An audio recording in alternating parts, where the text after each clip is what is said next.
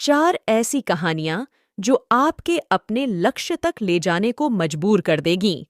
1. सफलता का रहस्य।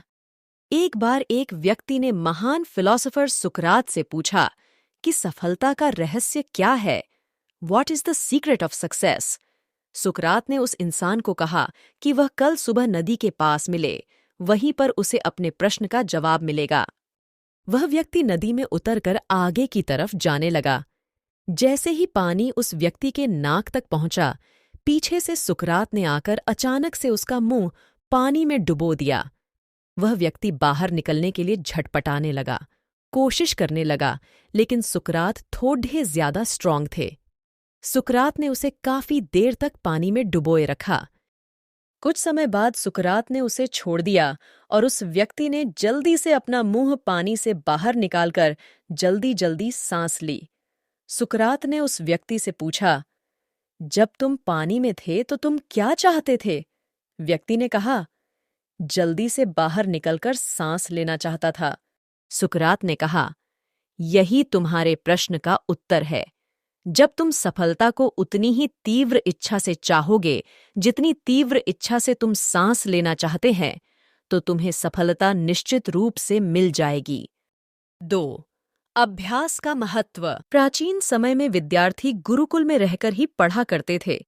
बच्चे को शिक्षा ग्रहण करने के लिए गुरुकुल में भेजा जाता था। बच्चे गुरुकुल में गुरु के सानिध्य में आश्रम की देखभाल किया करते थे और अध्ययन भी किया करते थे। वृद्धराज को भी सभी की तरह गुरुकुल भेज दिया गया। वहां आश्रम में अपने साथियों के साथ घुलने मिलने लगा, लेकिन वह पढ़ने में बहुत ही कमजोर था। गुरुजी की कोई भी बात उसके बहुत कम समझ में आती थी। इस कारण सभी के बीच वह उपहास का कारण बनता है। उसके सारे साथी अगली कक्षा में चले गए, लेकिन वो आगे नहीं बढ़ पाया। गुरुजी जी ने भी आखिर हार मानकर उसे बोला, बेटा वृद्धराज, मैंने सारे प्रयास करके देख लिए हैं। अब यही उचित होगा कि तुम यहां अपना समय बर्बाद मत करो। वृद्धराज ने भी सोचा कि शायद विद्या मेरी किस्मत में नहीं है, और भारी मन से गुरुकुल से घर के लिए निकल गया। दोपहर का समय था। रास्ते में उसे प्यास लगने लगी। इधर उधर देखने पर उसने पाया कि थोड़ी दूर पर ही कुछ महिलाएं कुएं से पानी भर रही थीं। वह कुएं के पास गया। वहां पत्थरों पर रस्सी के आने जाने से निशान बने हुए थे, तो उसने महिलाओं से पूछा, यह निशान आपने कैसे बनाए? तो एक महिला ने जवाब दिया, बेटे, यह निशान हमने नहीं बनाए। यह तो पानी खींचते समय इस कोमल रस्सी के बार बार आने जाने से ठोस पत्थर पर भी ऐसे निशान बन गए हैं। वरदराज सोच में पड़ गया। उसने विचार किया कि जब एक कोमल से रस्सी के बार बार आने जाने से एक ठोस पत्थर पर गहरे निशान बन सकते हैं, तो निरंतर अभ्यास से मेन विद्या ग्रहण क्यों नहीं कर सकता? वृद्धराज ढेर सारे उत्साह के साथ वापस गुरुकुल आया और अथक कड़ी मेहनत की। गुरुजी ने भी खुश होकर भरपूर सहयोग किया। कुछ ही सालों बाद यही मंदबुद्धि बालक वृद्धराज आगे चलकर संस्कृत व्याकरण का महान विद्वान बना, जिसने लघु सिद्धांत कौमुदी, मध्य सिद्धांत कौमुदी, सार सिद्धांत कौमुदी, गीर्वाण पद मंजरी की रचना की। शिक्षा, मोराल। दोस्तों, अभ्यास की शक्ति का तो कहना ही क्या है। ये आपके हर सपने को पूरा करेगी। अभ्यास बहुत जरूरी है, चाहे वो खेल में हो या पढ़ाई में या किसी और चीज में। बिना अभ्यास के आप सफल नहीं हो सकते हो। अगर आप बिना अभ्यास के केवल किस्मत के भरोसे बैठे रहोगे, तो आखिर में आपको पछतावे के सिवा और कुछ हाथ नहीं लगेगा। इसलिए अभ्यास के साथ धैर्य, परिश्रम और लगन रखकर आप अपनी मंजिल को पाने के लिए जुट जाएं। नंबर 3, अभिनव बिंद्रा। जिद और जुनून ने दिलाया गोल्ड। ओलंपिक में भारत को गोल्ड मेडल मिलने से हर भारतवासी खुशी से झूम उठा। बिंद्रा की जिद और जुनून ने उन्हें इस मुकाम पर पहुंचाया है। बैंकॉक में हुए वर्ल्ड शूटिंग चैंपियनशिप में बिंद्रा की टीममेट रही इंटरनेशनल शूटर श्वेता चौधरी ने कहा कि बिंद्रा ने जो कहा वह कर दिखाया। श्वेता मामूली अंतर से ओलंपिक टीम में जगह बनाने में नाकाम रही, श्वेता ने बताया कि बिंद्रा ओलंपिक गोल्ड के लिए पिछले 4 साल से अनवरत मेहनत कर रहे थे। बिंद्रा ने जो कहा वह कर दिखाया। ऐसे बदली दुनिया। श्वेता बताती हैं कि एथेंस ओलंपिक के बाद अभिनव के व्यवहार में चेंज आया। एथेंस ओलंपिक में पदक हासिल न करने के बाद ही उन्होंने निश्चय कर लिया था कि वह अगला मौका बीजिंग ओलंपिक नहीं गंवाएंगे। एक स्मरण सुनाते हुए श्वेता ने कहा कि बैंकॉक में वर्ल्ड चैंपियनशिप के दौरान जब भारतीय टीम के अन्य शूटर शाम को शहर घूमने गए थे, बिंद्रा जिम में एक्सरसाइज कर रहे थे। शायद अभिनव को एथेंस ओलंपिक में पदक नहीं जीतने का सदमा ऐसा लगा कि उनके व्यवहार में काफी परिवर्तन आ गया। उसके बाद से वह रिजर्व रहने लगे।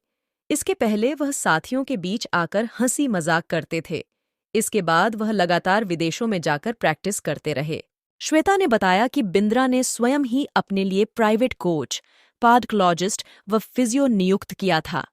इसके बावजूद छोटी प्रतियोगिताओं में उनके मेडल न जीतने पर कई बार उनकी आलोचना भी हुई, परंतु उनको जानने वाले जानते थे कि अभिनव में वह क्षमता है जो वक्त आने पर बड़ी प्रतियोगिता में अवश्य दिखेगा। उनका टारगेट ओलंपिक ही था। 4. भारत रत्न प्राप्त डॉक्टर एपीजे अब्दुल कलाम। अब्दुल कलाम का जन्म 15 अक्टूबर 1931 को तमिलनाडु के एक गांव धनुषकोडी में हुआ था। इनके पिता मछुआरों को किराए पर नाव देते थे। कलाम ने अपनी पढ़ाई के लिए धन की पूर्ति हेतु अखबार बेचने का कार्य भी किया। कलाम ने जीवन में अनेक चुनौतियों का सामना किया। उनका जीवन सदा संघर्षशील रहने वाले एक ऐसे व्यक्ति की कहानी है जिसने कभी हार नहीं मानी तथा देशहित में अपना सर्वस्व न्यौछावर करते हुए सदा उत्कृष्टता के पथ पर चलते रहे। 71 वर्ष की आयु में भी वे अथक परिश्रम करते हुए भारत को सुपर पावर बनाने की ओर प्रयासरत थे। भारत रत्न डॉक्टर अब्दुल कलाम भारत के 11वें राष्ट्रपति बने। वे भारत रत्न से सम्मानित होने वाले तीसरे राष्ट्रपति हैं। भारत के मिसाइल कार्यक्रम के जनक डॉक्टर कलाम ने देश को अग्नि एवं पृथ्वी जैसी मिसाइलें देकर चीन एवं पाकिस्तान को इनकी रेंज में लाकर दुनिया को चौंका दिया। एक बार एयरफोर्स के पायलट के साक्षात्कार में 9वें नंबर पर आने के कारण कुल 8 प्रत्याशियों का चयन करना था। उन्हें निराश होना पड़ा था। वे आशिकेश बाबा शिवानंद के पास चले गए एवं अपनी व्यथा उन्हें सुनाई। बाबा ने उन्हें कहा, "Accept your destiny and go ahead with your life. You are not destined to become an Air Force pilot. What you are destined to become is not revealed now, but it is predetermined. Forget this failure, as it was essential to lead you to your existence. Become one with yourself, my son. Surrender yourself to the wish of God." बाबा शिवानंद का कहने का अर्थ यह था कि असफलता से निराश होने की आवश्यकता नहीं। यह असफलता आपकी दूसरी सफलताओं के द्वार खोल सकती है। तुम्हें जीवन में कहाँ पहुंचना है, इसका पता नहीं। आप कर्म करो, ईश्वर पर विश्वास करो। डॉक्टर कलाम का जीवन हर उस नवयुवक के लिए आदर्श प्रेरणा स्रोत है जो अपने जीवन में एक असफलता मिलने पर ही निराश हो जाते हैं। कलाम ने अपने सारे जीवन में निस्वार्थ सेवा कार्य किया। उनका राष्ट्र प्रेम और उनका देशभक्ति का जज्बा हर भारतीय के लिए सबक एवं प्रेरणा का पुंज है और हमेशा रहेगा।